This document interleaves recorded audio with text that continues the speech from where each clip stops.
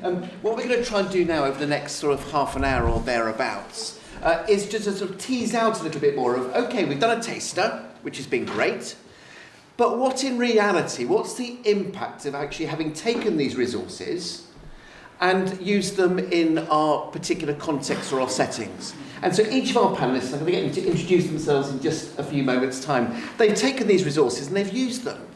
And so they'll be able to share with us exactly the impact that these resources have made, particularly in that pulling together of those wonderful aspects of our shared life together around discipleship, around church growth, and around social action. So I wonder if we could just, where's the microphones here? Brilliant. Could you just say who you are? No, it was a bit like Blind Date, this. Do you remember that programme? Tell us who you are and where you come from. Tell us who you are and where you come from.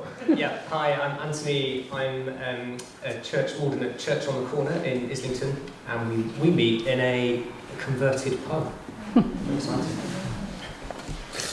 Hello, yeah, I'm Paul Warren. I'm a Church Army captain, and I'm in two churches in Bermondsey, St James's and St Anne's in Bermondsey, not too far down the river from here. Take two, you would have heard me share. Ian Corey, vicar here at St Peter's Baptist Church, but prior to coming here, part of my curacy, I was at St Barnabas Clapham Common, and I'll be talking about our experience of using the toolkit during my curacy. I'm Nandini. I am from St John's in Southwark. That's about it. Hi, I'm Medina. I was also previously a curate at St John's in Southall. I'm now just in the next parish, St George's, as a pioneer minister. Keep the microphone down that in, that's right, because we're probably going to work our way around. And it's gorgeous, isn't it? Because I've been so looking forward to meeting you because of this wonderful photograph that's just here. And having seen that photograph lots on the website and so on, thank you very much indeed. Not at all, your smile is contagious, which is just gorgeous. Could you tell us when and how you've used these materials? Just share with us when and how you've used this toolkit. Okay, so I'm talking about how we use it at St John's. So we didn't use it actually like it was set up and written for as a group series. We used it as a sermon series during Lent in 2022. So we took 6 sessions, I think it was 6, Sunday mornings, and used it as a sermon series then. Do you want to pass it through? That's right, yeah. Well, ours was similar. For us, it was in 2022, between the 14th or 16th of March and 20th of April, to be precise. 6 Lenten course series, and as Paul said, it was free, it was available. Why not? My previous training in Cambridge used to say, better to curate rather than to create. So we had a resource that was available, and we used Lenten series 6 sessions to explore the toolkit. Absolutely wonderful. We did it in Lent just gone, and it seems to be a common theme. I heard when I was waiting to come in the session before tea, somebody said that they've used it as a Lent course as well, and previous churches have also used it as Lent, and we did it just recently in the last Lent, 6 weeks on a Sunday evening. We didn't do it in Lent. So we found ourselves in a tough situation. So we about a year ago we found ourselves without a vicar and without much money, and we got the church together and we said, look guys, it's we need to fight for our survival because there's only 12 of us. And at the time, we are a self-supporting church, and it's like, this is tough. And we were looking for resources to learn about church growth, and one of our congregation found the Growing Good course. So we did it as a church. We met once a week to use the resources as a church to kind of try and make that decision. Do we want to continue? Do we just join another church? So it was a really fascinating time. And I can say that the resources are so helpful, so easy to use. it's so well organised and laid out. I cannot recommend it enough if you haven't done it. It's fantastic, of course. I think we need to hire this person as a publicity agent, which will be very good for indeed. I mean, thank you so much for sharing something of your different contexts that you're in and the way in which the course is, you've been able to use it flexibly, either during Lent or not, or on Sunday mornings or Sunday evenings, or as a Bible study group or Lent course or whatever it might be. Could you share us just something briefly about what for you were the major takeaways of running this course, the biggest insights that you've had in terms of operating this course? And Nandini, I'm gonna pick on you first. Is that right? Because I wanted to see that smile again. What for you was the biggest takeaway, the biggest insight of using the course? I think I'll start from the beginning. I come from a different faith. I originally was a Hindu, and I have now, I come to Jesus, and I'm totally in love with him now. So when I meet people from other faiths, I recognize that in them. So I want to pull them towards, see what I found. So this is what, where the hospitality comes in, because I'm part of the table, which is an informal church. It's an informal sort of a Bible group, really, study group, where we invite people from the community. Everyone's invited. And initially by Idina, if I must. And we invite whoever's, we don't specifically say you come, we just say everyone's welcome. And some days we'll have 5 people, some days we'll have 30, it doesn't matter. It's a bring and share thing. So from the hospitality aspect, we've discovered that's the best way to welcome people, and people are genuinely feel valued, and they come and then we learn their story, and so many of our regulars now have become staunch, followers, and now they're telling me about how Jesus has helped them in their lives. So it's a very gratifying kind of feeling to know that this has all been brought about by this symbol of opening the doors to. So. And a real clear living example of the connection that's between discipleship, social action and church growth. That's a really wonderful story. Thank you. Thank you. Ila, do you want to share anything else? So I think Nadine's just given a brilliant example of why it was so helpful to do it at St John's, because we were already doing the stuff, right? So we were on the video, which was why we did the sermon series, so we could see ourselves, and particularly Nandini and Lolita, who gave brilliant interviews on the adaptability module of the course. So we wanted to see that, but we were already doing English classes for 25 years. We were doing a food bank. We were doing a messy church. I'm glad we're doing the messy one as well. And then a new congregation. But it was great to get the background from why we were doing this, and to be able to teach and to discuss with the whole congregation. We're doing these things, but why are we doing them? And I think that's what the Growing Good materials gave us in that sermon series. Thank you, Ian. Yeah, what's your biggest takeaway from having done the course and your curiosity? I think 2 things really. One, I'm struck by the fact that this course lasts 90 minutes. And I think it's very important in terms of timing. When you're asking people to commit to a particular course, I think you're wanting them to realize that they're committing to 90 minutes. And we were able to hold people to account for that, and as leaders, we modeled that. 90 minutes meant 90 minutes. We started on time and we ended on time. And that galvanized quite a lot of interest and participation, because we were faithful to the time commitment, and not that we were that rigid. Well, of course, if we started at certain time and ending bang on time, I think it showed some intuition. But I think for us it was the aspect of presence. When you have a church that's been in a community for about 125 years, you tend to take it for granted that everyone knows about this church. You have a typical Anglican-looking building anyway. You must know about this church. So when we talked about what it meant to have a presence in the community, we were really challenged, especially when we went out, because one of the direct action from this course was we were able to leaflet the parish. We went out to some 4,800 households, putting leaflets in, telling people who we were and sharing what we were about. And it was so vital to be able to see the passion in people going out. We talked earlier about us sitting back, and it's so easy to say, come to us. And yet the commission is for us to go out. So it galvanized, it reignited our passion for the community. Thank you very much indeed. Yeah, Paul. Can I just say a little bit first, before I say what we kind of learned and took home from it, but about why we did it? Is that appropriate? I've been in Bermondsey 10 years, and the vicar I was working with had also been there just a whisker longer than me. And we go back a long way. We worked together previously in another parish. And in the 10 years that we were there, we had quite a lot of things going on.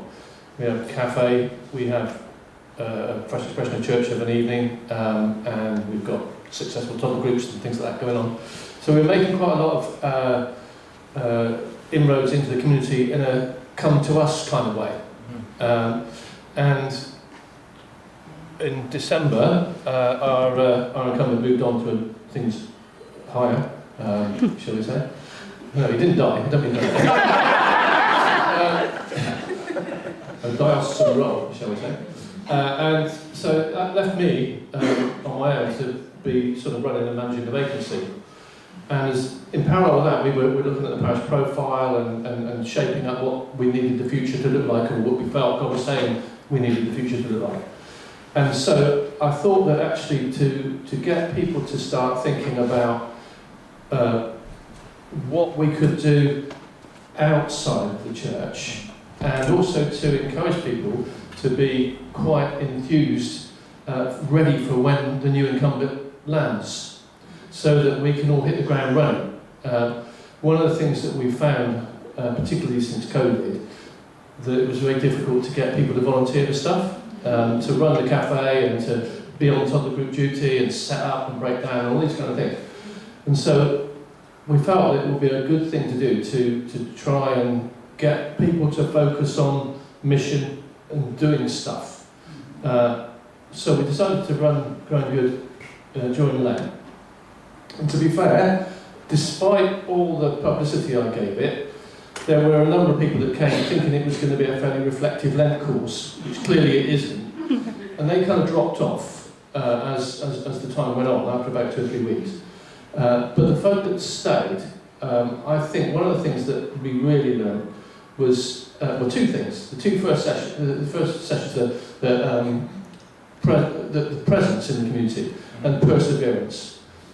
In Bermondsey, it's a strange place. I don't know if you experience this where you are, but people tend to know a little bit about the community nearby where they live, but they know very little about down the road 3 streets. And to do that exercise of focusing in on what is there and where could we be having an influence was hugely an eye-opener to so many people that did it. And I think that was really, really positive. And then secondly, I think the whole perseverance, that people took away that this isn't a quick fix. This takes time. And if you're going to have a presence in your community, particularly in a community like Bermondsey, it takes a long time for folk to accept you. If they don't know you, they come with an eye of suspicion. And perseverance was a key thing that people took away from all this, I think. And hopefully that helps. It's really helpful, Paul. Thank you. Anthony? Yeah, there's so much that we took from it. I think the first one, the church on the corner, I mean, aside from your own churches, yeah, I'm sure, is the nicest church you'll ever find. Like, you come to church on the corner and the welcome is amazing. So I first went in 2006. We'd come from a big church in West London, we'd moved to North London. As a small congregation, we just felt instantly, this is our home. It was just, and people still comment that that's how they feel when they come to church on the corner. But the first session on presence, we kind of all looked around feeling really convicted. It was like, yeah, if you happen to stumble into our church, right, you get an amazing welcome, right, and we look after you and we help build you up. But we realised to our shame that we don't do anything really in terms of outreach, and it was a real wake-up call for us in terms of, okay, what are we going to do? Because if we don't do something, we're not going to be here for very long.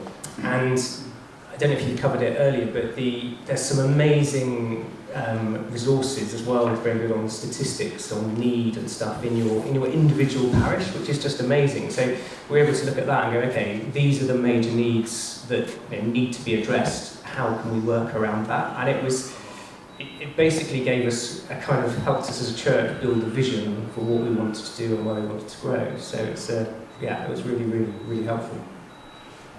I mean, what I love about what you've been sharing, this is so helpful. What I love about what you've been sharing is that you've been clearly the key words of the Growing Good toolkit is becoming quite ingrained.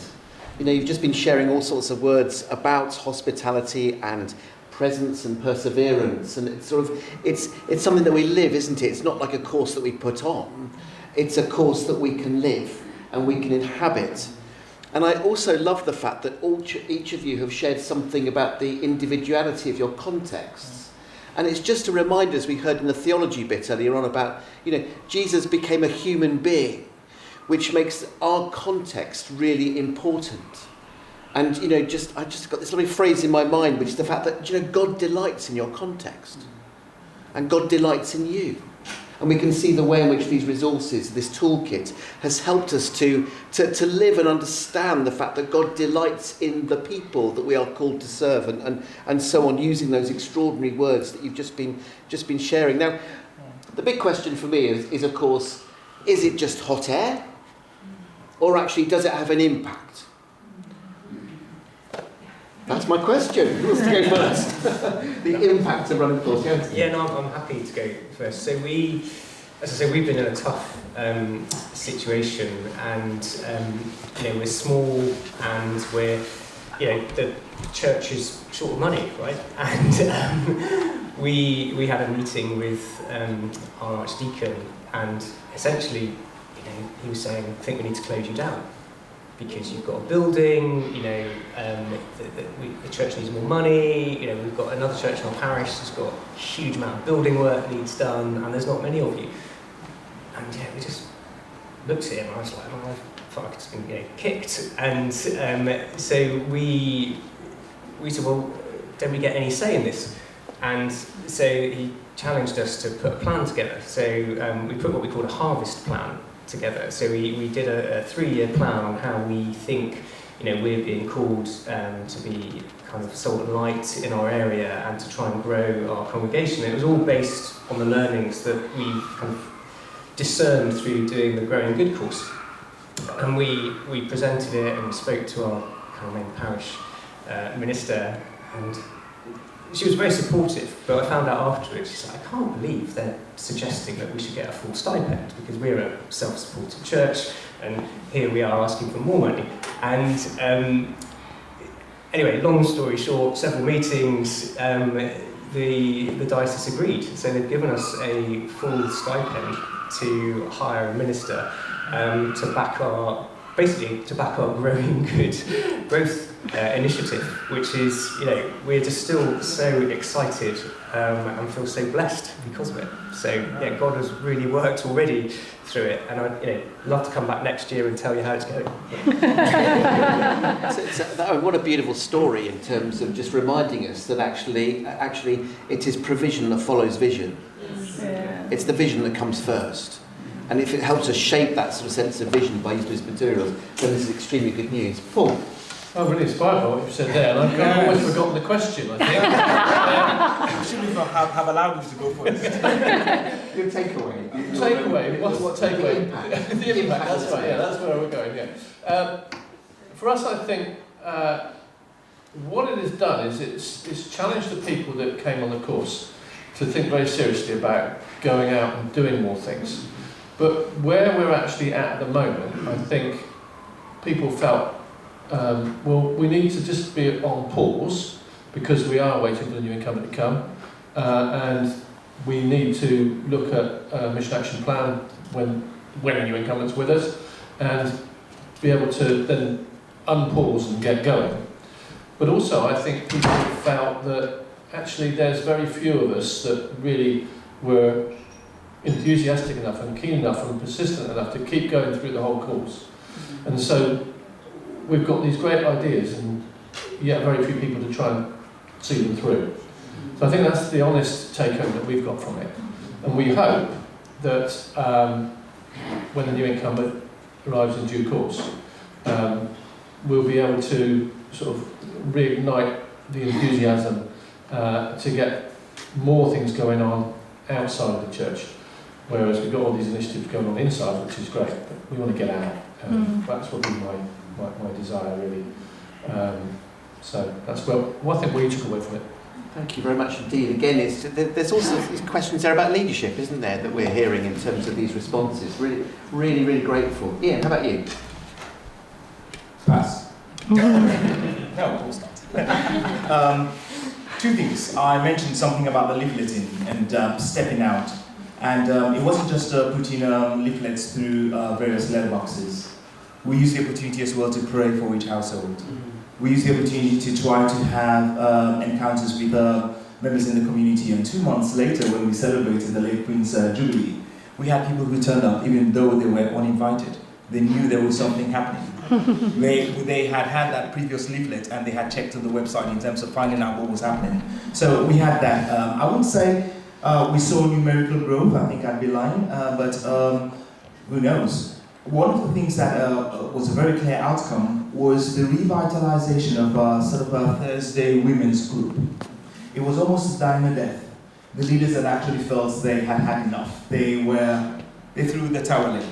And it was almost going to close down. But when we did the hospitality session, it was very, very quite. It was quite clear that linked in with perseverance, they needed to have just another push, and they kept going, and it has continued till today. Paul is nodding, and I think that confirms it. So much so that we had someone in the community who had a 99th birthday that she decided to use that Thursday Women's Group to celebrate, just to mark the occasion. And this was just space for people to come, ladies, women in the community, come play Scrabble, bingo, have a chat.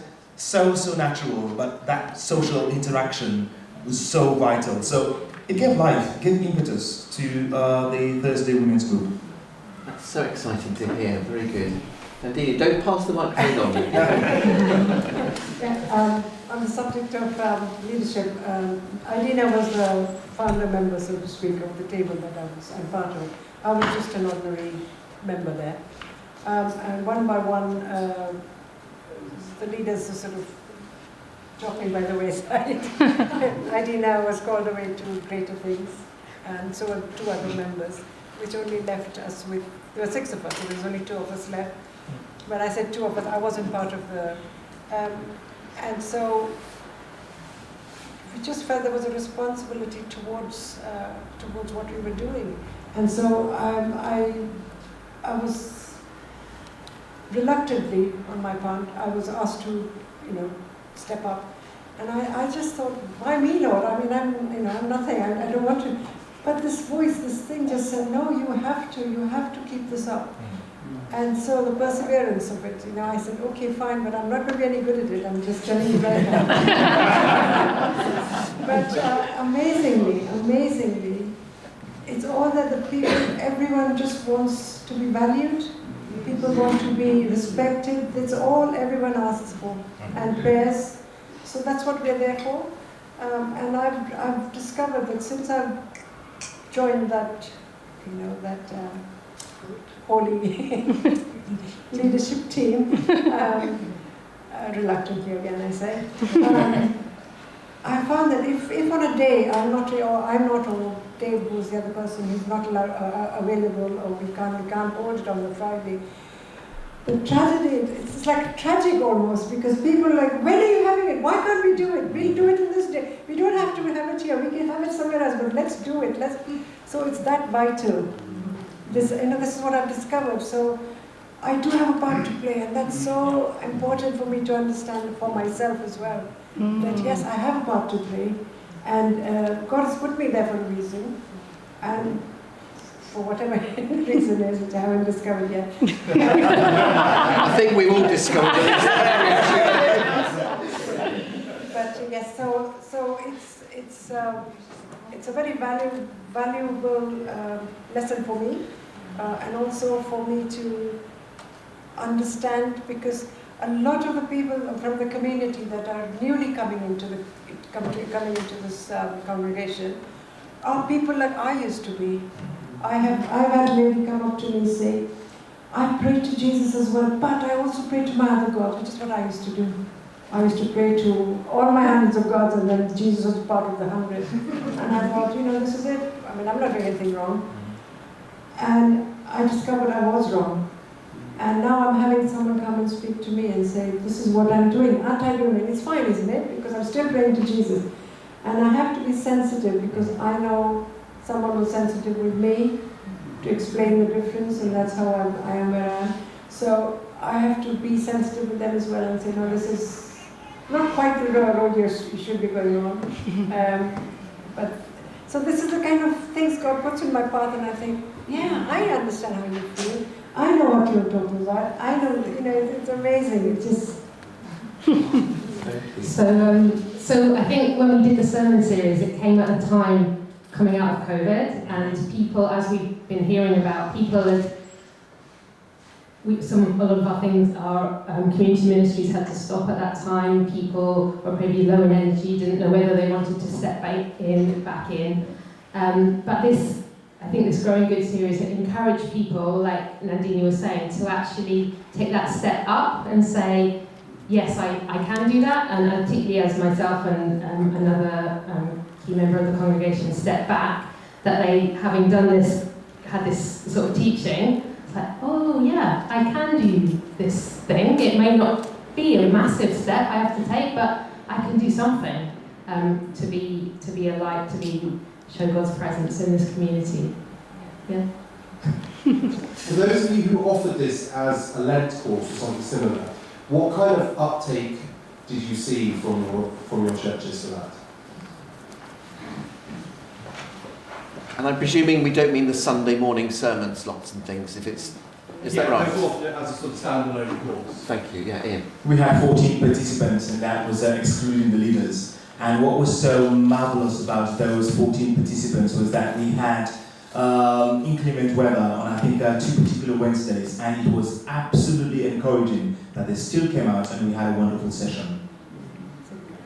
Anyone else in terms of Lent courses, Lent groups? We did it as a Lent course, and I think we had 14 or 15 people sign up initially.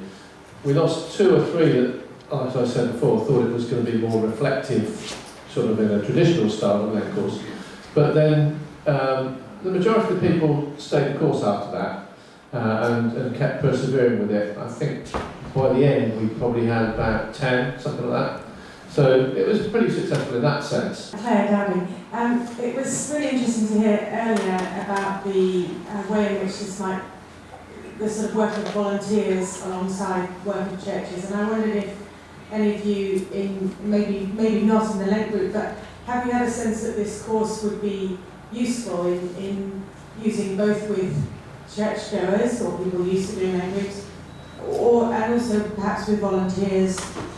And I guess added to that, from our perspective, how would you sense it might be useful in a multi-faith context with volunteers? Are there parts of the course that could work quite well within a multi-faith context as well?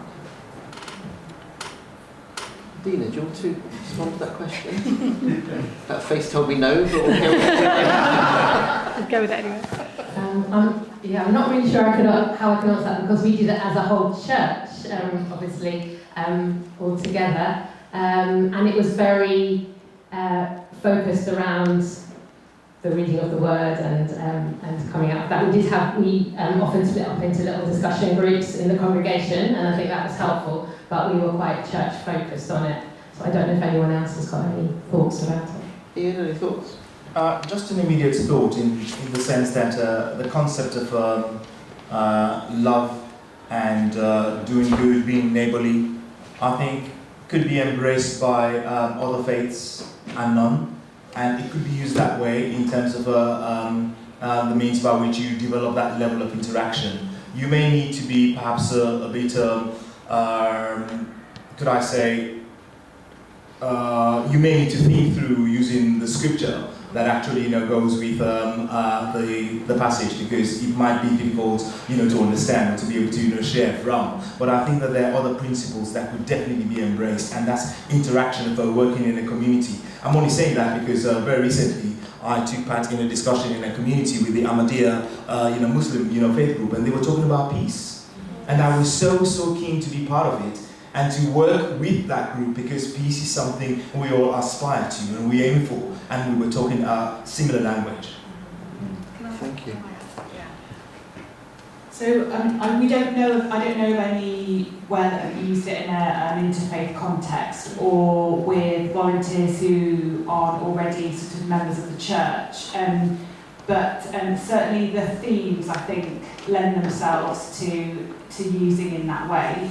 I think you'd have to put the work in to kind of adapt the resources. But I mean, I'd be really interested to hear if you do end up using it in that way and to get some feedback from you. And just to say that Church Urban Fund has some tools that might be useful, and that we run a programme called Near Neighbours, which is all about interfaith and community cohesion. And so we have some tools through that programme that could be really useful for you as well. And some of those tools are quite similar to Growing Good as well, so it might be worth having a look at those if you're interested. What was like the response of young people towards the cause? Young people, I mean, from teenagers up to youth and young families.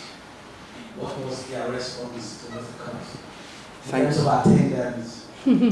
Thank you. The $6 million question for the Church of England at the moment is the challenge of growing younger. Any reflections in terms of the challenge of growing younger, young people's responses to the course? Just to say that we would love to produce a youth version of Growing Good, and if there's anybody who has particular expertise or knows of a particular organisation with expertise with young people and developing resources like this, then please let me know. We didn't have any young people do the course with us, but if there is a course that's going to be developed for young people, I'd be really interested in maybe trialling that. We've got a very strong 11 plus group of young people, and although our main leader of that group couldn't come on the Growing Good on a Sunday evening, she did access all the stuff online and do it at home herself, and was really enthused by the whole thing. So if there's a young person's version, I think she'd be really keen to use it with the young people and get them inspired to do something, to reach their own kind of age range of people. There's lots of nods in the room and things, which is really good. It sounds like we've got a bit of work to do. Some work to do, yeah.